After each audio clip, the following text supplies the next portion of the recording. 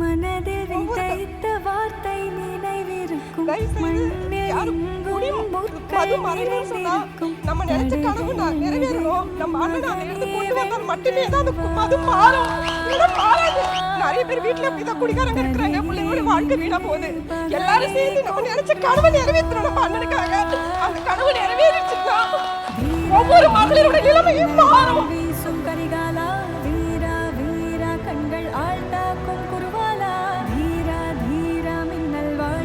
மெடிசனுக்கு 12%.